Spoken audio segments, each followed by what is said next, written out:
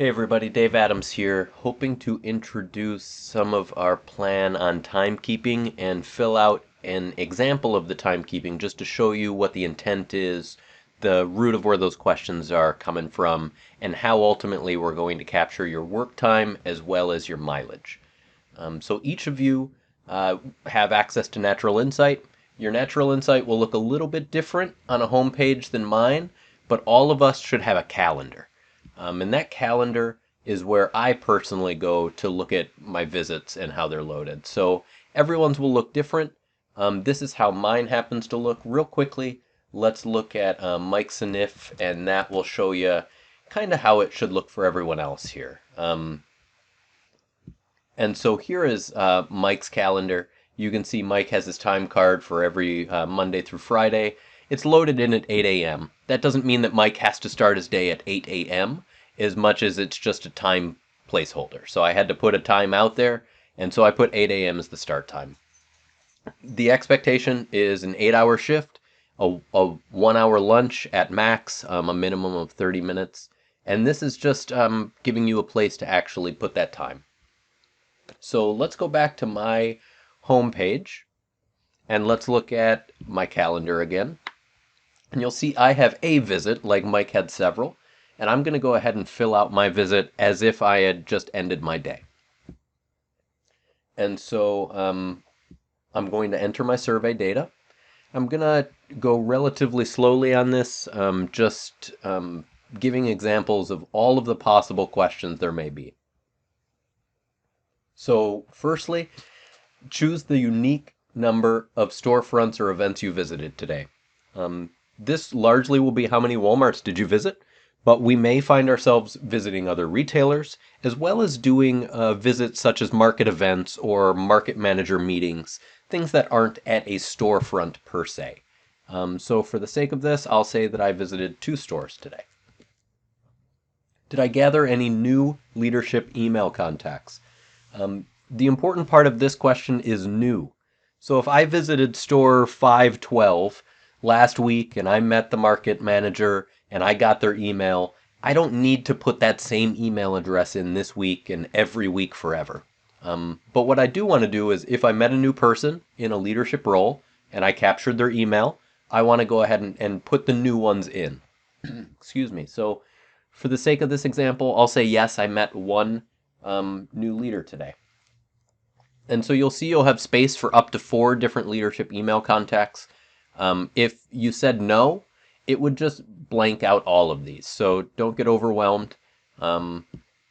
Apparently I'm not allowed to say yes after I said no, but let's say I have one that I want to actually enter. And so here's the one. If I try to skip ahead, it won't let me, you'll see. These are required only when you say yes. So here I have an email address. What store did this come from? We'll say this came from Walmart 512. Whoops. I can either hit that green check or I just hit tab to go forward. First and last name, we'll say this was John Doe. And job title, we'll say that he is the team lead. And then what is the email address? I'll just kind of roughly put in an example.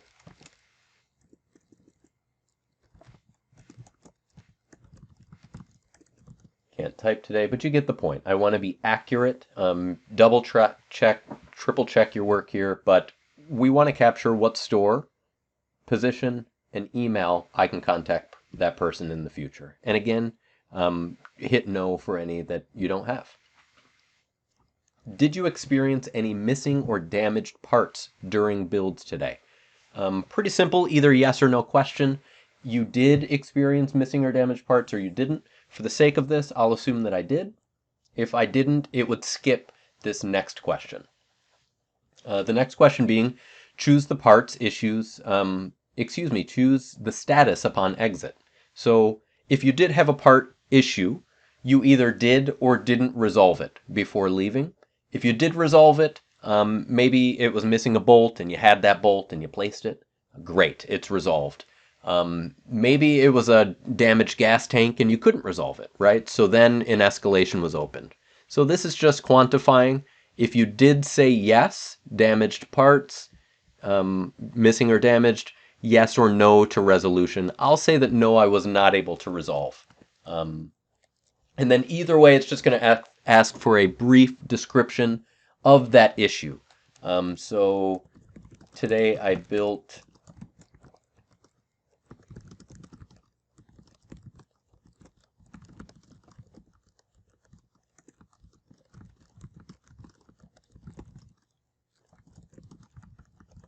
So here's me saying I built a GK200, the gas tank was dented. I worked with my manager Dan to order a new one via escalation. So I don't need to be super detailed. I just want to give the once over of this specific issue. Maybe I had multiple, and I also. So I don't expect paragraphs here. Don't spend novels. Don't spend an hour. Just give me a sentence or two that kind of condenses the issues experienced. Then I have some optional photos. Again, these are optional. We do prefer to try to get visuals of what these issues are, but if it's a missing bolt, I don't expect you to put, a photo of your hand showing the missing bolt. So just use some common sense here, optional photos. If it's something egregious, if it's something that you'd really like for us to have a history of that photo, here's your spot to put it in there. In fact, you'll have a couple spots. And again, these are all optional. You'll see after the part issues, I then ask for an optional photo around a success or achievement. So this could just be something I want to sell to my client. Look at this beautiful display.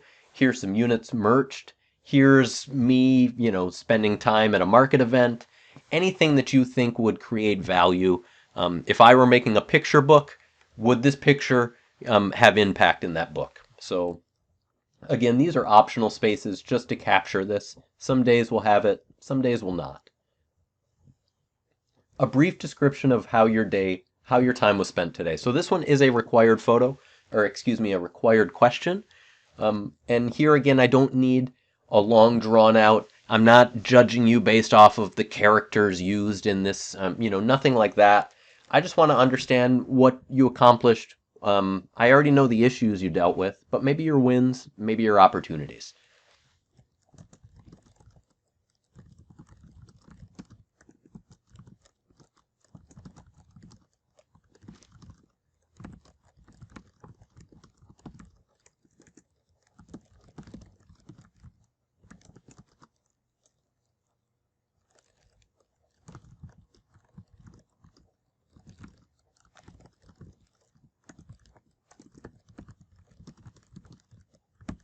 Okay, so there's my quick brief once over. Sold 2 new golf carts in a brand new store never visited.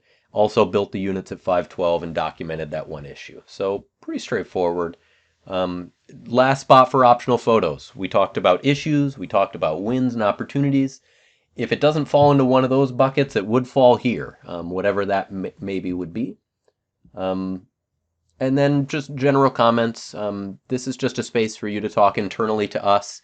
Um, this is mostly just empty space for extra notebook capability, but if you wanted to use this to communicate an issue or something internally, please feel free. But generally speaking, I think we've mostly captured everything to this point.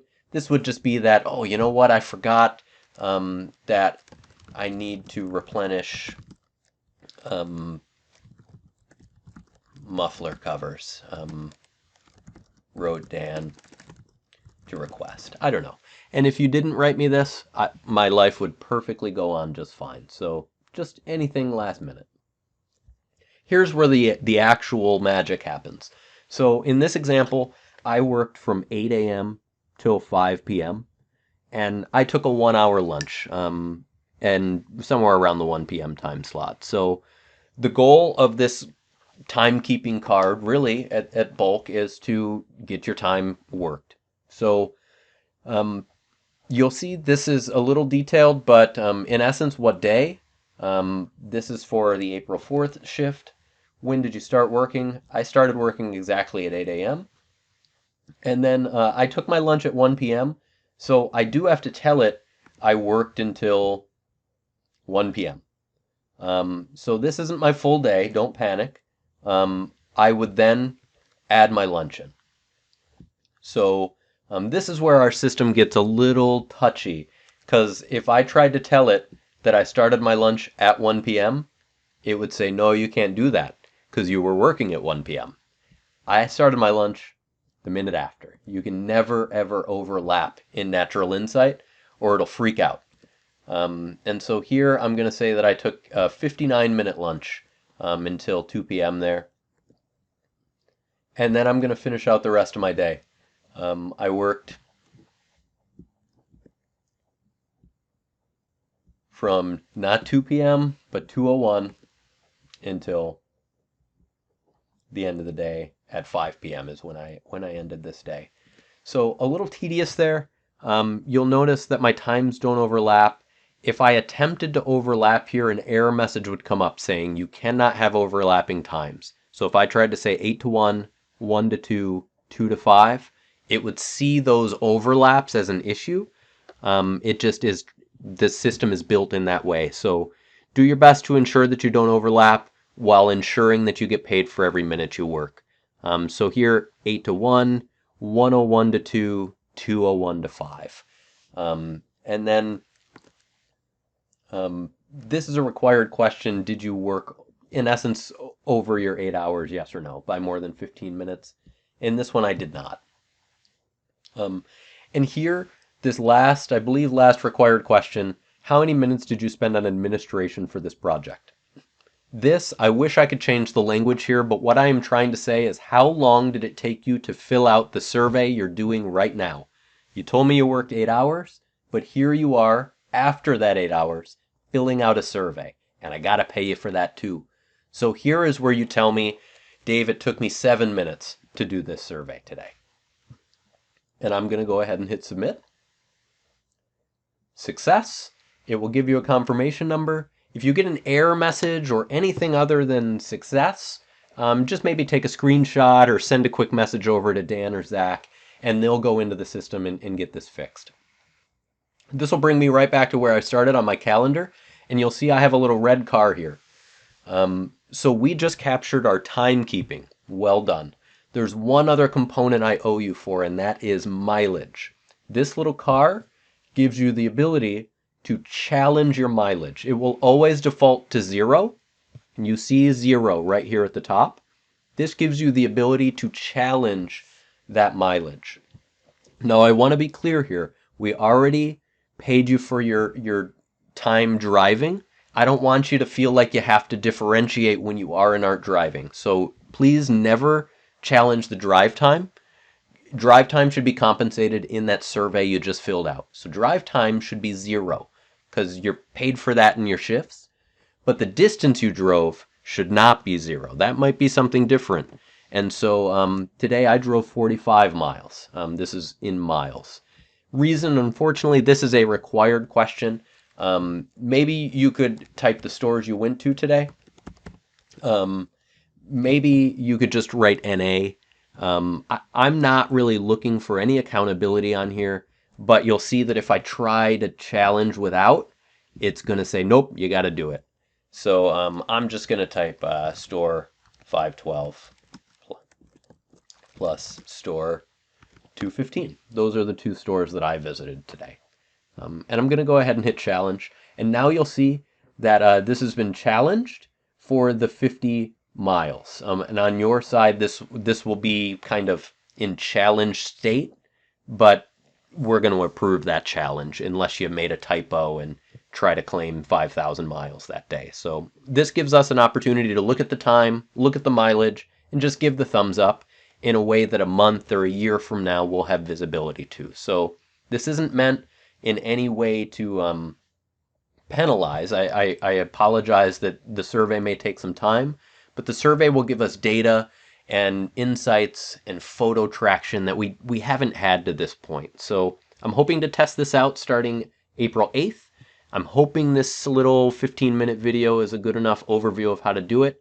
And then reach out to Zach and Dan, as well as Felicia or Mike, with any questions about how to specifically fill out your survey, or hey, I'm on this question, what do I do? So I absolutely appreciate your time. I hope this video worked in the way that I imagined it to, and I hope you have a great week, and appreciate your time very much. Thank you.